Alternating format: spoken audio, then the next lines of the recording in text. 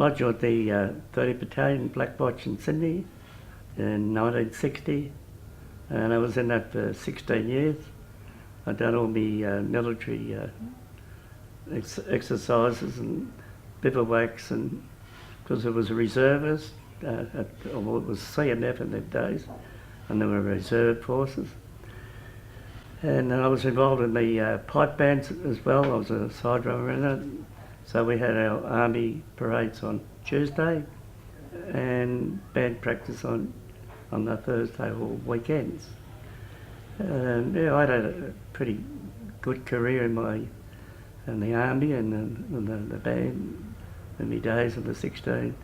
And then 1998, they formed up an association where we had our own banners to march for, and I stayed in that as voluntary for another 10 years. And we hung up our colours in St Stephen's Church in Sydney, and that was a massive parade.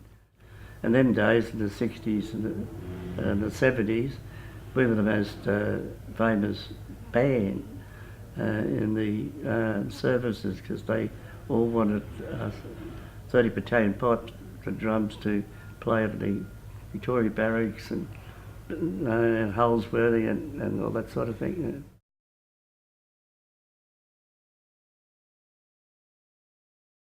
Well, in my younger days, I was a carpenter joiner, and I liked pipe bands, and I joined 2 private bands over the early days of my life.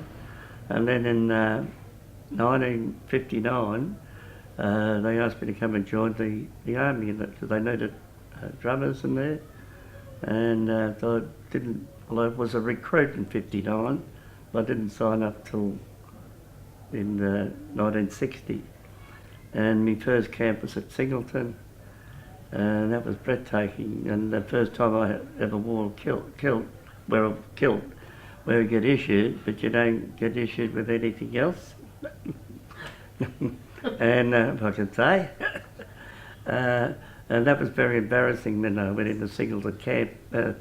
Into the mayor invited us in the city, and I had to jump out of a truck, and the kilt goes up, and everyone's looking at you.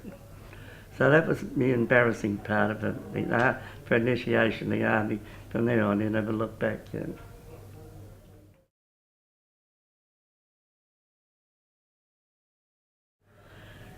Them days he went to war, and when he actually came back, he wasn't too good.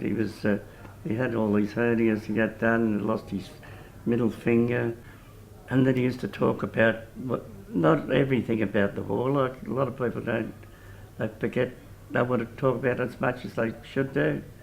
But Dad did talk about it quite a bit. Yes, you always had to ask your father what happened here, but they'll never come to you and tell you what did happen. You always had to ask the question, but it was always short and sweet, and not the real good things used to come out.